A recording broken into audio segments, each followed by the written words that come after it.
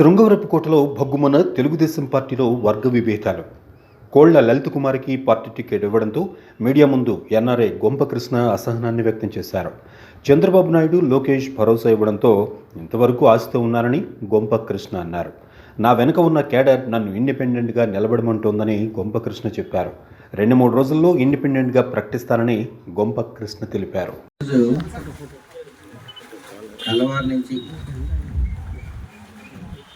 జరిగిన పరిణామాలు అవన్నీ మీకు తెలుసు. దీనికంటే ముందు ఏం జరిగింది అనేది కూడా నేను మీకు వివరణ ఇవ్వాలి. నిన్న 4 గంటలకి 4 o'clock నిన్న సాయంత్రం 4 గంటలకి నేను హైదరాబాద్లో నా సెల్ మ్యూట్లో ఉంది. నాకు ఆఫీస్ నుంచి జోనల్ ఇన్ఛార్జిగా పనిచేస్తున్నటువంటి సత్య దామచర్ల ఫోన్ చేశారు. 5-6 సార్లు ఫోన్ చేశారు, కానీ నేను మ్యూట్లో ఉండడం వల్ల చూసుకోలేదు. నాకు 2వ నెంబర్కి ఫోన్ చేస్తే కుమారు ఫోన్ ఎత్తి మాట్లాడితే అర్జెంటుగా కృష్ణాకి ప్రయత్నిస్తున్నాం, దొరకలేదు, మీరు నాకు ఫోన్ చేయమని చెప్పండి అని కుమార్కి మెసేజ్ ఇస్తే,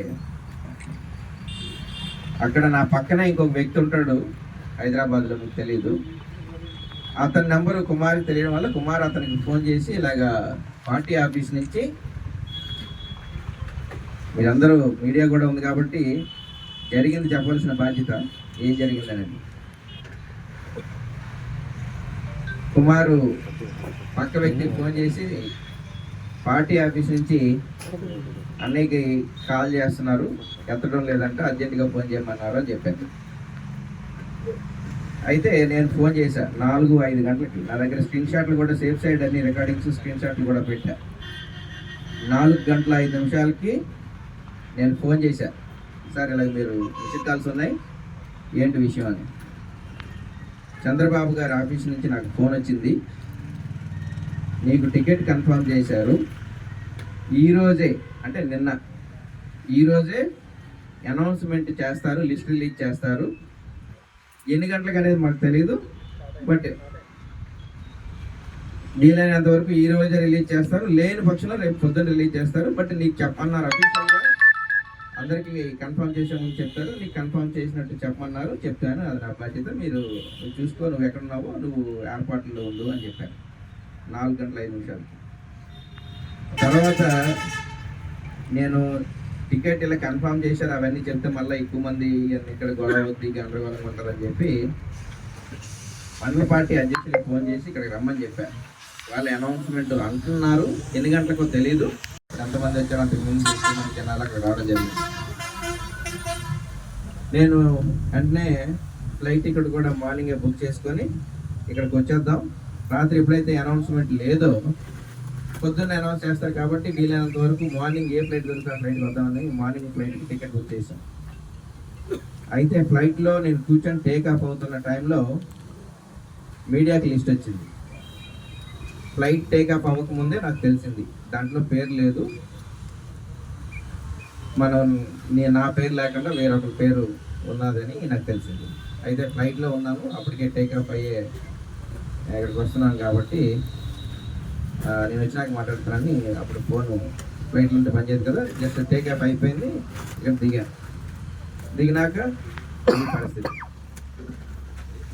అయితే రాత్రి నుంచి ఇప్పటికి ఏ మార్పులు జరిగాయి, లేకపోతే దానికి గల కారణాలు ఏంటో అనేది ఇప్పటివరకు నాకు ఎవరు చెప్పలేదు.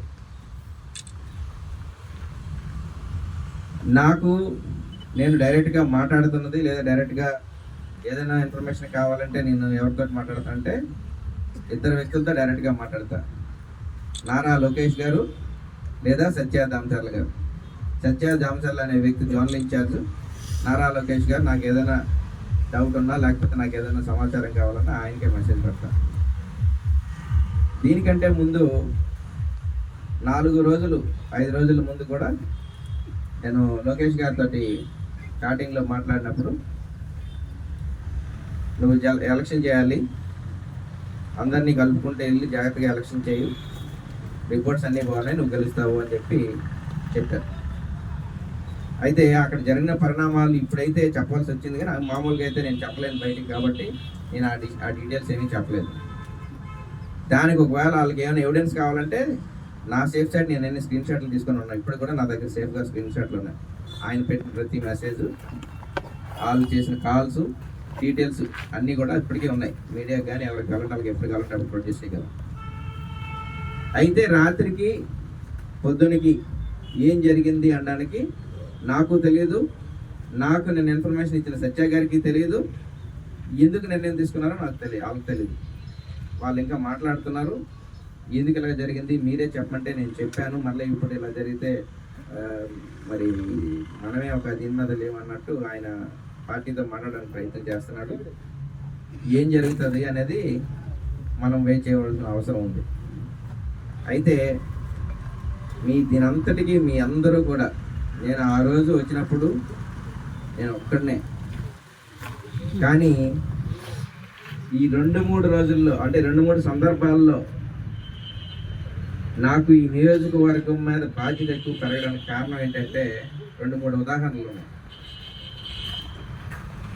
మన లోకేష్ గారి మీటింగ్లో కూడా మనం చాలా కష్టపడి జనాలను మొబిలైజ్ చేసి మీటింగ్ చేస్తే రూల్ ప్రకారం ఇన్ఛార్జే మాట్లాడాలి, లోకేష్ గారు మాట్లాడాలి, మిగిలిన వాళ్ళు మాట్లాడడానికి లేదు అనగానే మనం వాళ్ళు ఏదైతే చెప్పారో మీటింగ్ సక్సెస్ చేయడానికి ప్రయత్నం చేసాం తప్పితే మిగిలిన ఏవి పట్టించుకోలేదు. అక్కడ కూడా మనకు రకరకాల ఇబ్బందులు అవమానాలు జరిగినా సరే పార్టీ ఇచ్చిన ఆదేశాలు ఈ రోజు వరకు అందరినీ కూడా నన్ను తిట్టినోడిని, నా మీద కామెంట్ చేసిన వాళ్ళని ఎవరిని నేనేమనలేదు. కారణం ఏంటంటే పార్టీ ఇచ్చిన ఆదేశాలు ఏంటంటే రేపు నువ్వు ఎలక్షన్ చేయాలి కాబట్టి ఎవరిని ఏమి అనొద్దు, దయచేసి లో ప్రొఫైల్లో మెయింటైన్ చేయు అనే ఆదేశాలు ఏదైతే ఉన్నాయో, లేకపోతే ఎవడైతే నన్ను కామెంట్ చేశాడో ఆడికి రిటర్న్ కామెంట్ చేయడము, మంచిగా బ్రతకాలంటే కష్టపడాలి కానీ చెడుగా బ్రతకాలంటే ఒక్క నిమిషం పని. నేను ఈ ప్రాంతంలో పుట్టినండి, నాకు ఆ తెలుగు వచ్చు, నాకు ఆ భాష వచ్చు. చాలా సందర్భాల్లో పార్టీ అధికారిక మీటింగ్లు అయినప్పుడు పార్టీ రూల్స్ ప్రకారం ఇన్ఛార్జ్ మీటింగ్ చేయాలి కాబట్టి మనం అన్ని రకాలుగా ఆ మీటింగ్ని విజయవంతం చేయడానికే ప్రయత్నం చేశాం తప్పితే చాలా సందర్భాల్లో మన మండల పార్టీ అధ్యక్షులతో సహా అవమానాలు, అవహేళనలు, ఇబ్బందులు కలిగినాయి.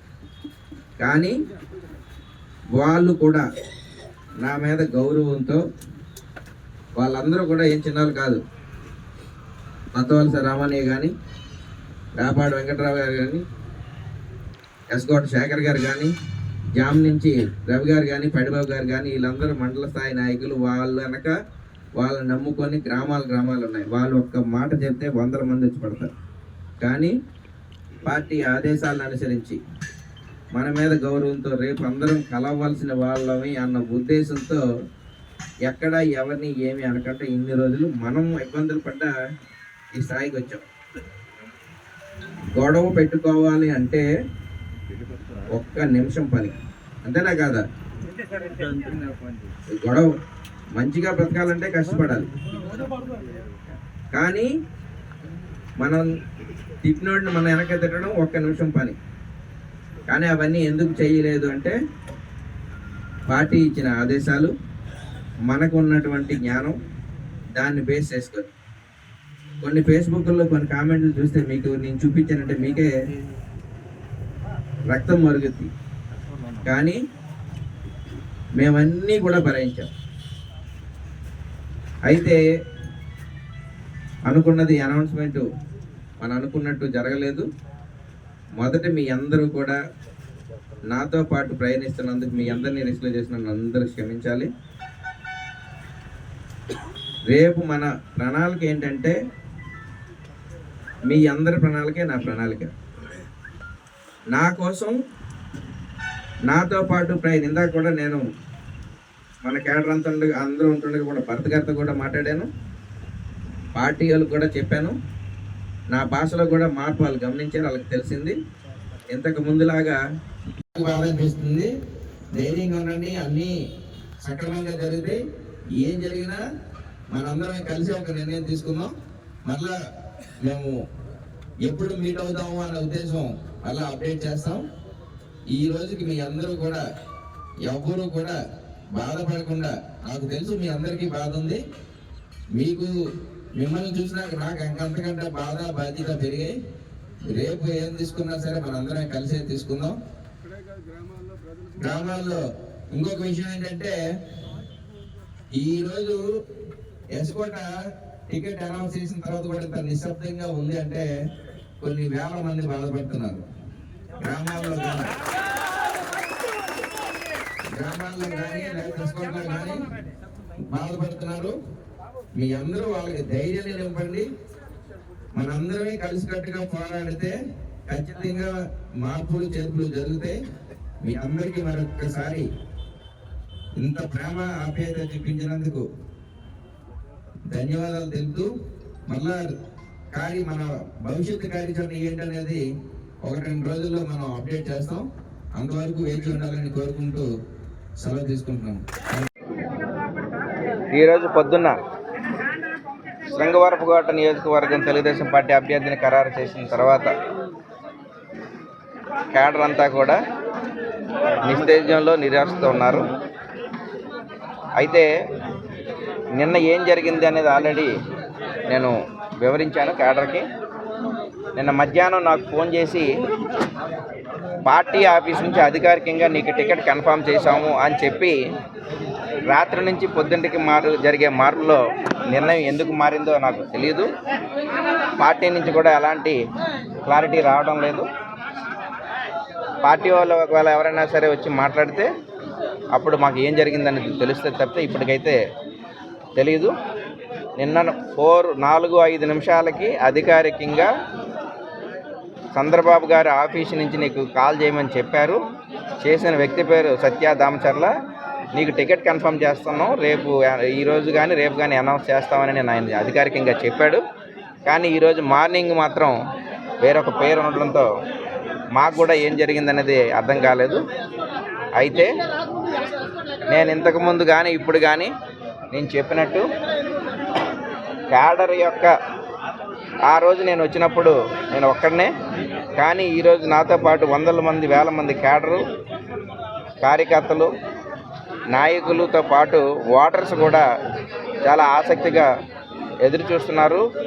నన్ను నమ్మి ఇక్కడ ఏదో చేస్తానన్న ఉద్దేశంతో నా వెనక నడుస్తున్నారు. వాళ్ళందరికీ నిజంగా ఈరోజు ఏం చెప్పాలో అర్థం కాలేని పరిస్థితి. అయితే ఏమి జరిగినా నేను ఎస్కోట్లోనే ఉంటాను. క్యాడర్ యొక్క అభిప్రాయాలని వాళ్ళ యొక్క అభిమతానికి అనుగుణంగా రేపు ఇండిపెండెంట్గా ఎన్నికలకు వెళ్ళాలా లేకపోతే ఏంటి అనేది క్యాడర్ యొక్క నిర్ణయాలను బట్టి క్యాడర్ అందరితో పాటు మరొకసారి కూర్చొని క్యాడర్ అందరూ ఆదేశిస్తే అవసరమైతే ఇండిపెండెంట్గా ఎన్నికలకు వెళ్ళడానికి కూడా నేను సిద్ధం లేదు.